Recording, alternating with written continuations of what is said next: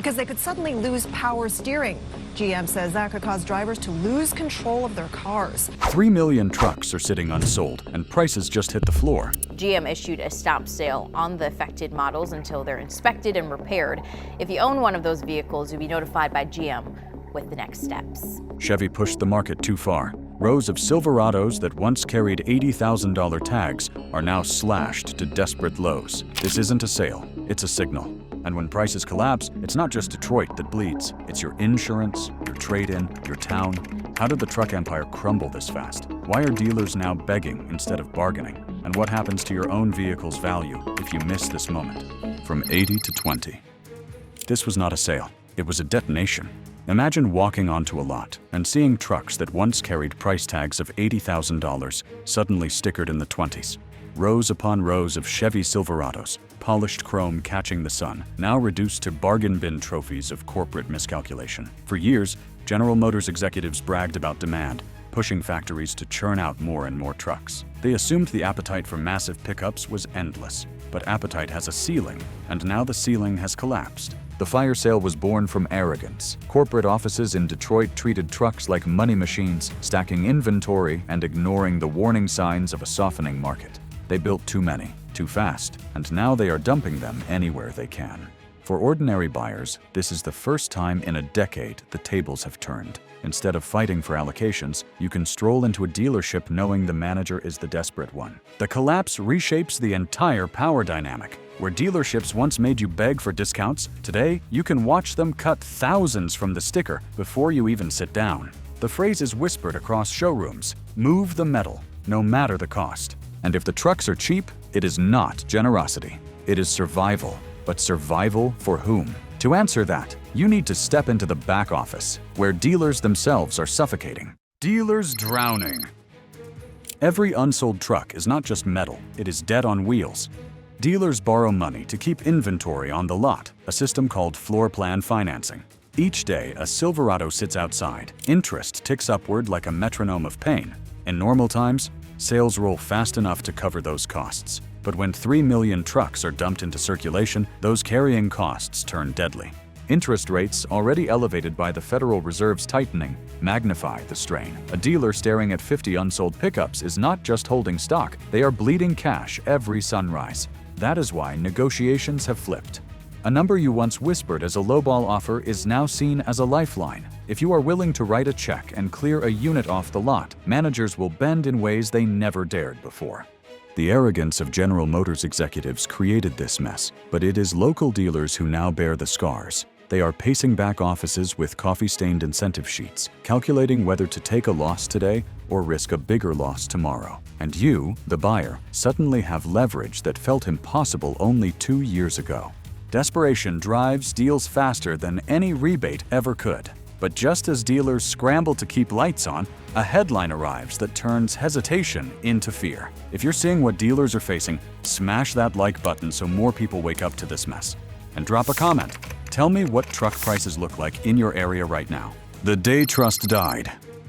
Trust can collapse faster than prices. Not long ago, a series of complaints about GM's V8 lifter and camshaft problems caught the attention of federal regulators. The National Highway Traffic Safety Administration announced a probe. For corporate lawyers, it was a routine notice. For shoppers, it was a bombshell. Nobody outside Detroit studies VIN ranges or defect codes. What people saw in the news was simple: engine failure. That phrase alone is enough to kill confidence on the showroom floor. A family considering a $50,000 truck reads engine failure and decides to wait, or demand a discount so steep it erases the risk. Even unaffected models get dragged down by the shadow of doubt. Dealers feel the sting immediately. Trucks linked to the issue are shuffled to the back, priced aggressively to move. Others, untouched by the problem, still carry the taint of suspicion. And once perception breaks, resale values fall like a stone. For you as a shopper, this cloud of doubt is leverage. Headlines strip thousands from asking prices without you saying a word. All you have to do is raise the question, and the manager knows you are not paying top dollar for a truck tied to controversy. Confidence once lost is hard to rebuild, and as trust cracks, pressure shifts again, this time to the factories that built too many in the first place. Factories fall silent.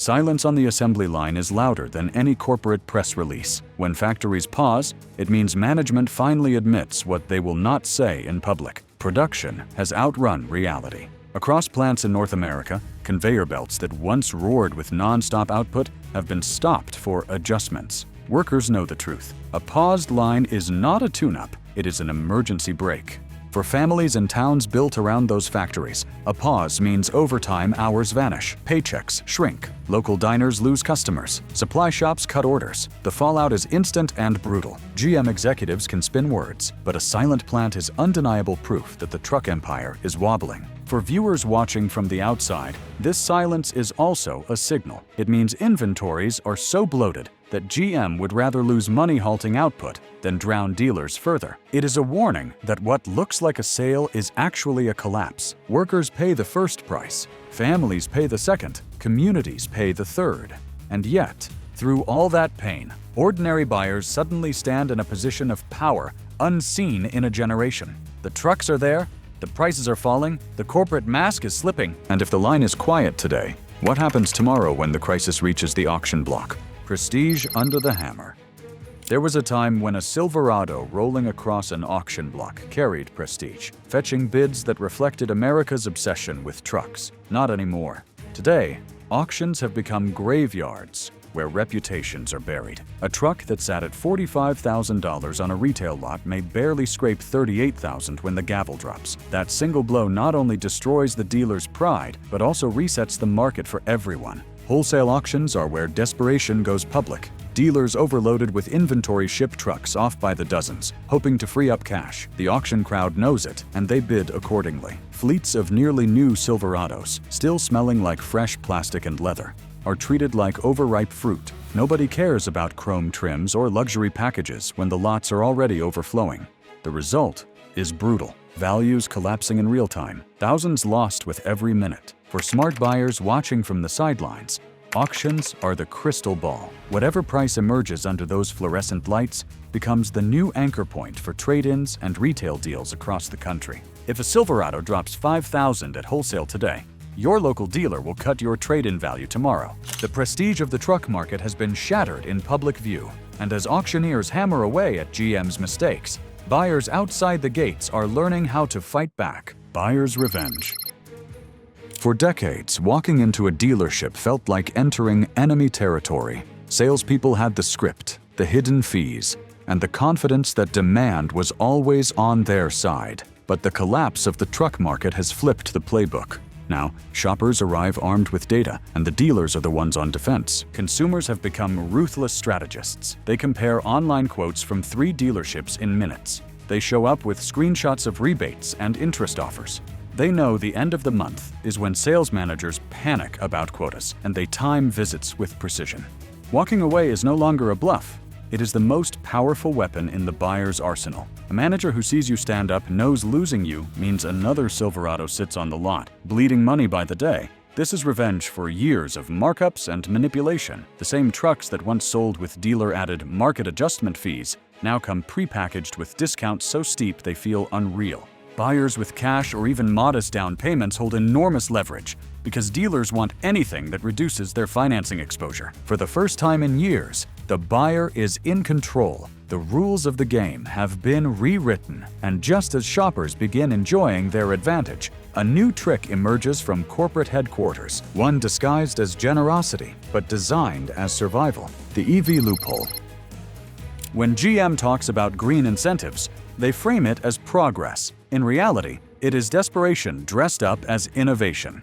Deep inside their financing arms, GM has found ways to twist federal electric vehicle credits into lifelines for gas-powered inventory. The trick is leasing. Instead of selling trucks outright, dealers push leases that qualify for tax incentives normally meant for EV buyers. Corporate finance groups then recycle those credits into discounts on trucks that should never have qualified. On paper, it looks like buyers are scoring thousands in savings. In practice, it is a bailout for GM's bloated inventory. For buyers, the loophole is a double-edged sword. Yes, you can walk away with payments slashed by hundreds, enjoying discounts that were unimaginable a year ago. But understand what is happening. The company is using taxpayer-backed incentives as camouflage to keep gas trucks moving. What looks like free money is really borrowed time, and the bill will eventually land somewhere, in budgets, in taxes, in future pricing. Still, the savvy buyer takes the win. If GM wants to hand you discounts to move their mistakes, you accept them. But know that behind every handshake is a financial trick meant to keep the corporate machine alive. And while GM leans on loopholes, another invisible hand quietly rewrites the value of your truck before you even step on the lot. One graph stole your value? Imagine watching a graph tick down one line, and with it, thousands of dollars vanish from your trade-in. That is the reality of the Manheim Index, a wholesale pricing tool used across the industry. Dealers live and die by that single number. And when it drops, so does your truck's value. Instantly, without warning, without mercy. Families walk into dealerships expecting $30,000 for their used Silverado, only to be told it is worth $25,000 because the market moved. What market? It is a chart on a screen, updated weekly, resetting reality with the cold precision of Wall Street algorithms. To ordinary people, that means lost savings, shattered equity, and a sense of being cheated by forces they cannot see. Dealers hide behind the index as if it is law, but the truth is, it is just a reflection of panic sales at auctions. If fleets dump too many trucks one week, the line plunges, and suddenly, your perfectly reliable pickup is appraised like scrap. The index does not care about your maintenance records or upgrades. It only cares about volume and averages. This is why you should never accept the first trade-in number. Challenge it. Cross-check it, and know that behind every appraisal sits an invisible Wall Street graph deciding your fate. And if one chart can wipe out thousands overnight, what happens when the entire market's past decisions come crashing into the present? Borrowed demand. The seeds of today's collapse were planted during the so-called glory years. GM executives paraded record sales, boasting that trucks were flying off lots faster than they could be built. Leasing surged, fleets expanded, and families were lured into long-term contracts with payments that seemed manageable when interest rates were low. It all looked like a triumph. But in truth, GM was borrowing demand from the future. Every lease signed 3 years ago meant a truck would come back today. Every fleet order placed in bulk meant a fleet of returns hitting the auctions together. Those glossy quarterly reports were not signs of permanent strength. They were a debt that had to be repaid in inventory. And now that repayment has arrived, all at once. The result is a glut so massive that dealers can barely park the trucks they already own. For workers, the boom was temporary job security, and for buyers, it was an illusion of affordability. Both groups are paying now. The workers see hours cut as plants slow down, and buyers discover their trade-ins are worth far less than expected. The supposed victory of the past is the burden of the present. And if GM's greed pulled tomorrow's sales into yesterday, the pain today is multiplied by a new enemy, the raw cost of living itself. When payments break families, a Silverado is more than metal. It is a symbol of freedom, strength, and utility. But when the monthly payment crosses the breaking point, symbolism does not pay the bills. Over the past 2 years, interest rates have risen steadily as the Federal Reserve fought inflation. A truck that might have carried a comfortable payment of $500 suddenly costs $700 or more. That difference is the difference between making rent or not. Insurance premiums have climbed just as sharply. Larger, more complex trucks mean higher repair bills, and insurers pass those costs along to families already stretched thin. Add fuel prices that punish long commutes, and the ownership dream curdles into a financial trap. Families who once felt proud of their trucks now feel chained to them. This is why demand collapses. Even though Americans still love trucks, desire remains strong, but affordability is shattered. When basic living costs rise faster than paychecks, people stop buying, no matter how shiny the discounts. The average family simply cannot take on debt that feels suffocating. The payment is not just a number on a contract. It is the weight of an economy pressing down on households. And when payments hurt, buyers step back. That hesitation weakens values further, making the next blow even harder. And that blow comes not from economics, but from something even more fragile: reputation. Crack in reputation. Trust is the currency of the auto industry, and GM just watched it crack. Reports of V8 lifter and camshaft issues spread across news outlets and social media, triggering a federal probe. For engineers, it was a technical matter, but for buyers, it was simple: engine failure. That phrase spread faster than any corporate response. Once trust shatters, money evaporates. Families bringing trucks for trade-in found offers cut by thousands. Dealers, terrified of being stuck with suspect models, discounted heavily just to move metal. Even trucks never touched by the issue carried the scarlet letter of suspicion. Reputation is not logical. It is emotional. And once headlines paint a brand as unreliable, perception becomes reality. Every owner suffers. People who thought they bought into lasting value discover their investment devalued overnight. It is not the mechanics alone that cause pain. It is the erosion of belief. GM failed to reassure customers, and in the silence, rumor filled the void. In markets already collapsing, that perception accelerates the fall. When a brand can no longer protect its own image, every other weakness in the system is exposed, and the next weakness is visible in the silence echoing through the factory floors. You've seen how deep this collapse runs. Now subscribe, because the next wave isn't just trucks, it's the entire auto market. Don't miss what comes next, because one notification could save you thousands on your next move. The pause button. A paused assembly line is not a minor adjustment, it is a shockwave. When GM halts production under the label of routine, workers know what it really means. Too many trucks, not enough buyers. For every day, the line is quiet. Thousands of families feel the ground shift beneath them. Overtime disappears, shifts shrink, and paychecks contract. The damage radiates outward. Suppliers cut back orders. Local restaurants see fewer lunch breaks. Mechanics, welders, and delivery drivers tied to the ecosystem watch contracts vanish. A community built around the hum of a factory suddenly feels the void of silence. Corporate managers may frame it as efficiency, but for towns, it is survival at risk. For GM, pausing production is a desperate attempt to stop values from collapsing further. Fewer trucks built means less pressure on already drowning dealers. But the pause is not a fix, it is a warning. It shows how fragile the truck empire has become, reliant on halting itself just to avoid implosion. And if pausing the line shakes entire communities, what happens when the shockwaves spread beyond GM to its competitors, to politics, and to the economy at large? Ford, Ram, Toyota caught.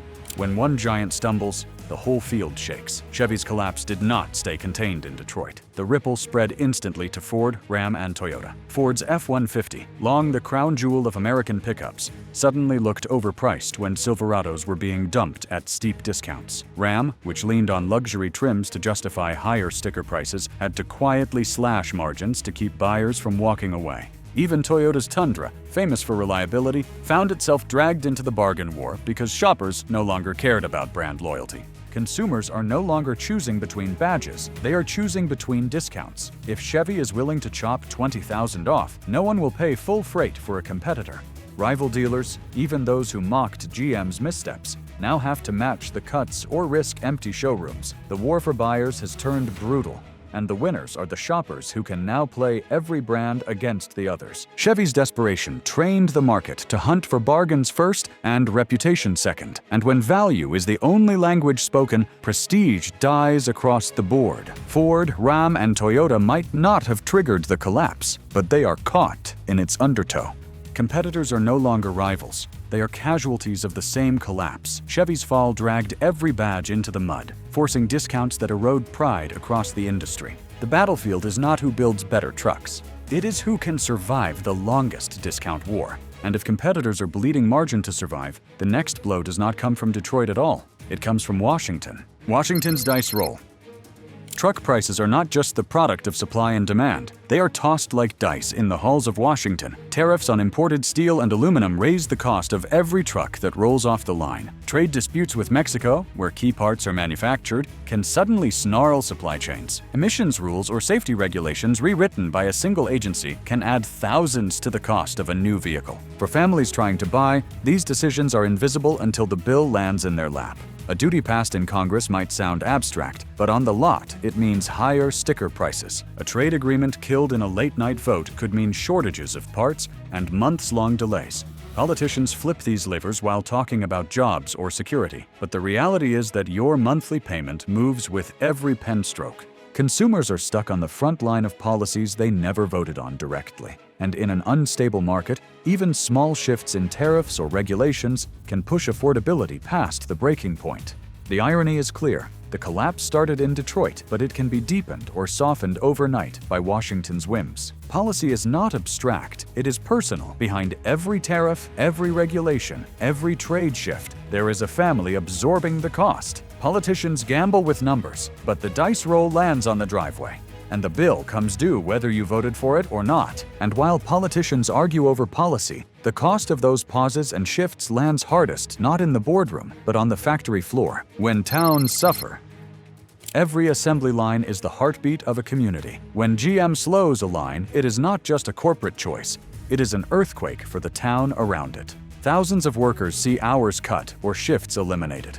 Local diners that fed line workers at lunch sit empty. Parts suppliers slash orders, and small family businesses from welders to trucking outfits lose contracts. The ripple spreads outward with frightening speed.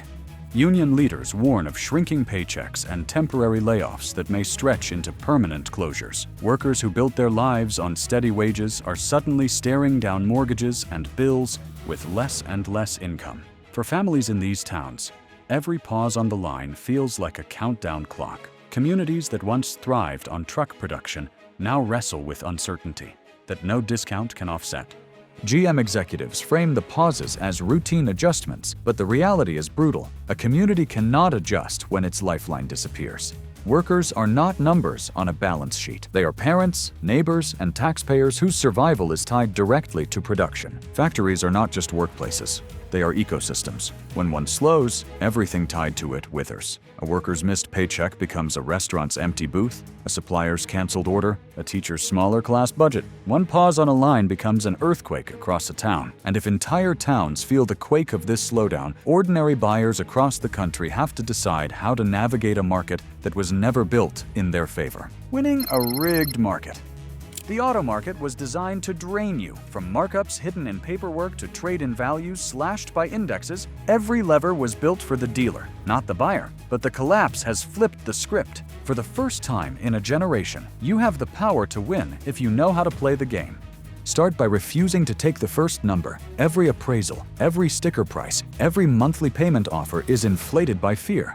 Dealers will drop thousands if you push. Time your visits at the end of the month or the end of the quarter, when sales bonuses depend on clearing units. Use competing quotes, screenshots, and online tools as ammunition. If the deal feels weak, walk away. Walking away is no longer bluff. It is strategy. Cash is leverage. Even partial down payments reduce dealer risk and open the door to deeper cuts. Trade in carefully. Check multiple sources, from online valuations to regional auctions, and never settle for the first offer. Remember, desperation drives decisions. You hold the lifeline. This collapse is brutal for corporations, painful for workers, and chaotic for communities. But for you, the smart buyer, it can be a once-in-a-generation opportunity. Trucks that once symbolized untouchable wealth are now bargains waiting to be claimed. And as the dust settles, the lesson is clear. In a market built to crush you, awareness is your greatest weapon. This truck collapse isn't just Chevy's problem. It's America's wake-up call. Prices are crumbling,